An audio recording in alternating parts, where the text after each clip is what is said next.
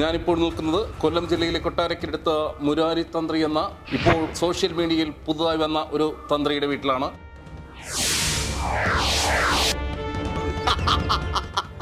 നിങ്ങൾ കുട്ടികളെ ജനിപ്പിക്കുന്നതിന് മുമ്പ് തന്ത്രിയോട് വന്ന് ചോദിച്ചാൽ ഏത് സമയത്ത് കുട്ടികൾ ഉണ്ടാകും? താങ്കൾ എന്ത് വിവരക്കട പറയുന്നു? അതായത് ശാന്തി മുഹൂർത്തം എന്ന് പറയുന്ന ഒരു സമ്പ്രദായം പണ്ട് മുതലേ ഉണ്ട്. പെണ്ണും ആണും തമ്മിൽ എപ്പോൾ വിവാഹശേഷം സംയോജിക്കണം. കഴിഞ്ഞ ദിവസം അബിഗേൽ സാറ എന്ന 6 വയസ്സുകാരിയെ ഓയൂരിൽ നിന്നും കാണാതായ ആ നിമിഷം മുതൽ സോഷ്യൽ മീഡിയയിൽ നിറഞ്ഞു നിൽക്കുന്ന ഒരു ആളാണ്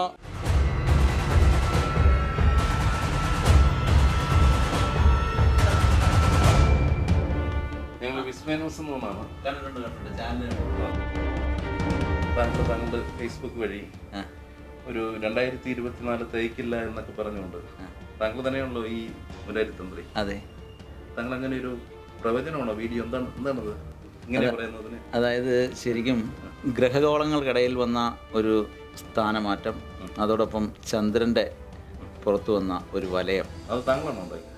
അത് പ്രകൃതി ഉണ്ടാക്കിയതാണ്.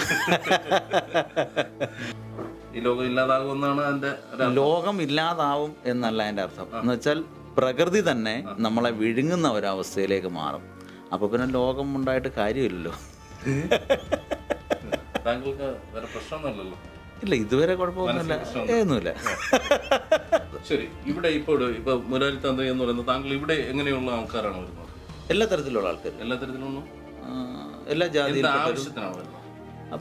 പല ആവശ്യത്തിനല്ലേ വരുന്നത്. സന്താനങ്ങളില്ലാത്തവർ വരും, രോഗങ്ങളുള്ളവർ വരും, സന്താനങ്ങളില്ലാത്ത ആൾക്കാർ വരുമ്പോൾ താങ്കളോട് ചോദിച്ചിട്ട് ഈ വിവാഹം കഴിക്കുന്ന ഒരു മക്കളെ ഉണ്ടാക്കണമെന്നാണോ? താങ്കൾ എന്ത് വിവരക്കട പറയുന്നത്? അതായത് ശാന്തി മുഹൂർത്തം എന്ന് പറയുന്ന ഒരു സമ്പ്രദായം പണ്ട് മുതലേ ഉണ്ട്. അതായത് ഈ ശാന്തി മുഹൂർത്തം എന്ന് പറഞ്ഞാൽ പെണ്ണും ആണും തമ്മിൽ എപ്പോൾ വിവാഹശേഷം സംയോജിക്കണം. സൃഷ്ടിയുടെ ആദ്യ പാദമാണത്. ഇപ്പം നമ്മൾ കാണുന്നില്ലേ, നല്ല സന്താനങ്ങൾ ഈ ഭൂലോകത്ത് ഇപ്പോൾ കുറവാണ്. നല്ല സന്താനങ്ങളെ പണ്ട് സൃഷ്ടിച്ചിരുന്നു. അവർ അച്ഛനെ അമ്മയും പൊന്നുപോലെ പരിപാലിച്ചിരുന്നു. അച്ഛൻ, അമ്മ, അമ്മായിയമ്മ, അമ്മായിയച്ഛൻ. അങ്ങനല്ല പറഞ്ഞത്. ഇപ്പം നമ്മൾ കാണുന്നില്ലേ, നല്ല സമയത്ത് കുഞ്ഞുങ്ങൾ ഉണ്ടാവാത്തതിന്റെ ഇപ്പൊ ഒരു അമ്മായിയമ്മയെ മരുമോൾ എടുത്തിട്ട് അടിച്ചു, ടീച്ചറാ. അതിനാണ് നല്ല സന്താനങ്ങൾ.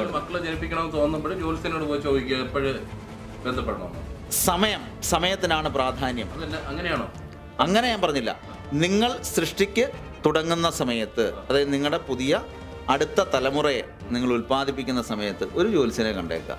അത്രയേ ഉള്ളൂ. കൃത്യമായിട്ട് ശാന്തി മുഹൂർത്തം കൃത്യമാണെങ്കിൽ ആ കുഞ്ഞ് അപ്രകാരം തന്നെ ആയിരിക്കും, ഒരു മാറ്റമില്ല. നിങ്ങളെ സംരക്ഷിക്കുന്ന, അല്ലെങ്കിൽ നിങ്ങളുടെ അച്ഛനെ അമ്മയെ സംരക്ഷിക്കുന്ന, നിങ്ങളുടെ കുലത്തെ നിലനിർത്തുന്ന ഒരു സൃഷ്ടിയായിരിക്കും. സംശയം എന്തോ കാര്യത്തിൽ? ഇല്ലെങ്കിൽ ഞാൻ ഇങ്ങനെ ആവത്തില്ലല്ലോ. താങ്കളുടെ സ്വദേശം കൊട്ടാരക്കരയാണ്. അതെ, വേണ്ടാറ്. ഈ കൊട്ടാരക്കരയിൽ ഇനി കുറച്ച് ദിവസങ്ങൾക്ക് മുമ്പ് നടക്കാൻ പോകുന്ന വലിയൊരു സംഭവത്തെ കുറിച്ച് അതിന് രാശി നോക്കണം. രാശി നോക്കാൻ നമുക്ക് വെറുതെ ഫലം പറയാനൊക്കത്തില്ലല്ലോ. ഇപ്പൊ ഇപ്പോഴത്തെ രാശി വെച്ച് അങ്ങയുടെ ഒരു ഫലം ഞാൻ പറയാം. എന്താ, ബുദ്ധിമുട്ടില്ലല്ലോ. നിങ്ങളുടെ നക്ഷത്രം ഒന്നുകിൽ ചിത്തിര, അല്ലെങ്കിൽ രേവതി, അല്ലെങ്കിൽ തിരുവോണം. ഇതിൽപ്പെട്ടൊരു നക്ഷത്രമാണ്. അല്ല, നിങ്ങൾക്ക് പറയാമോ? സത്യം പറയാവൂ, കള്ളം പറയരുത്. സത്യമേ പറയാവൂ, കള്ളം പറയരുത്.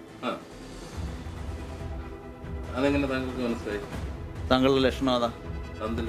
അങ്ങനെയാ, അതാ ജ്യോതിശാസ്ത്രം. ദൈവജ്ഞേന സമാഹിതേന സമയ കിഞ്ചിൽ ബലം പ്രവചതി. ദൈവജ്ഞന്റെ മുമ്പിലേക്ക് നിങ്ങൾ വരുമ്പോൾ നിങ്ങളുടെ കൃത്യമായ ഫലം ദൈവജ്ഞൻ പറഞ്ഞിരിക്കണം. ഇനി നിങ്ങളുടെ വീട്ടിൽ പോകുന്നൊരു വഴിയും കൂടെ ഞാൻ വരച്ചു തരും. ഇന്നത്തെ ഡേറ്റ് 20/12/2023. എന്താണ് ചെയ്യുന്നതെന്ന് പറയാം. 5 മണി 15 ഒരു പ്രധാന വഴി. പ്രധാന വഴിയിൽ നിന്നും ഇപ്രകാരം കയറുന്ന മറ്റൊരു വഴി.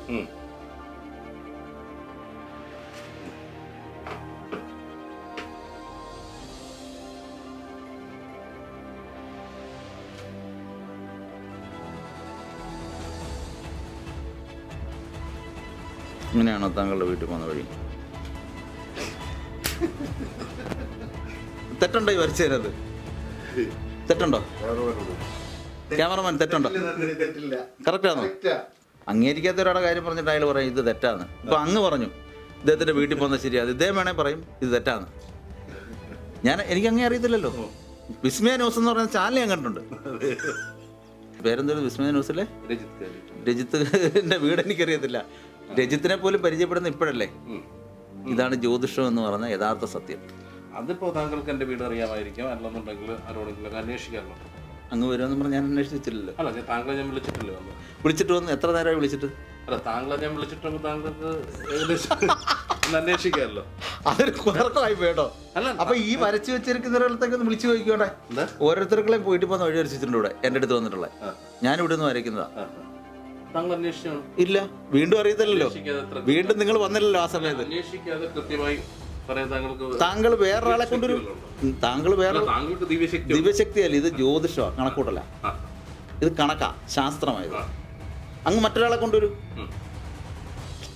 അങ്ങക്ക് വിശ്വാസമുള്ള മറ്റൊരാളെ കൊണ്ടുവരും. അയാളുടെ വഴി ഞാൻ വരച്ചു കൊടുക്കാം, അല്ലെങ്കിൽ ഈ നിൽക്കുന്ന ആളുടെ വഴി വരച്ചു കൊടുക്കാം, വരയ്ക്കാം. എന്തായാലും ശരി, വിസ്മയ എന്ന മാധ്യമം ഇവിടെ നിന്ന് ഈ മുരാരി തന്ത്രിയുടെ കഴിഞ്ഞ ദിവസങ്ങളിൽ പ്രചരിച്ചിരുന്ന ആ ഒരു വിഷയത്തിൽ, ആ ഒരു വീഡിയോയിലൊന്നും വിസ്മയ എന്ന മാധ്യമത്തിന് വിശ്വാസമില്ല. അത് അങ്ങയുടെ വിശ്വാസമല്ലേ? നമുക്ക് വിശ്വാസമല്ല. ആയിക്കോട്ടെ, നമുക്ക് വിശ്വാസമല്ല. ഈ പറയുന്ന ഈ മുരാരി തന്ത്രി അവകാശപ്പെടുന്നത് നിങ്ങൾ എവിടെ നിന്നായാലും ശരി, നിങ്ങളുടെ പ്രശ്നങ്ങൾ, നിങ്ങൾ വസിക്കുന്ന നിങ്ങളുടെ വാസസ്ഥലം പോലും ഇദ്ദേഹം ഇവിടെ ഇരുന്ന് അല്ലേ വരച്ച് കാണിക്കുമെന്നാണ്. അങ്ങനെ കാണിക്കുമോ? അനുഭവസ്ഥർ ഒരുപാട് പേരുണ്ടല്ലോ. അല്ല, അങ്ങനെ കാണിക്കുമെന്നാണ്. തീർച്ചയായിട്ടും കാണിക്കും. ജീവിതത്തിലുണ്ടാകുന്ന പല തടസ്സങ്ങളും, എന്നുവെച്ചാൽ ഒരു മനുഷ്യനുണ്ടാകുന്ന ഈ പറയുന്ന ജീവിതവുമായി ബന്ധപ്പെട്ടുള്ള എല്ലാ തടസ്സങ്ങളും തീർച്ചയായിട്ടും, പ്രത്യേകിച്ച് കുട്ടികളെ വരെ ഉണ്ടാക്കും താങ്കൾ. കുട്ടികളെ ഞാൻ ഉണ്ടാക്കത്തില്ല. അത് കുഴയ്ക്കുന്ന ചോദ്യം കേട്ടോ. അതായത് ഈ കുട്ടികൾ ജനിക്കുന്നതെന്ന് പറഞ്ഞാൽ ചില ഗ്രഹസ്ഥിതികളിൽ നമ്മൾ എടുത്ത് പരിശോധിക്കുമ്പോൾ ചില ന്യൂനതകൾ അവരുടെ ജാതകവശാലുണ്ടാവും. അതിന് വേണ്ടുന്ന പരിഹാരം ചെയ്യുമ്പം കൃത്യമായി സന്താനങ്ങൾ ജനിക്കും.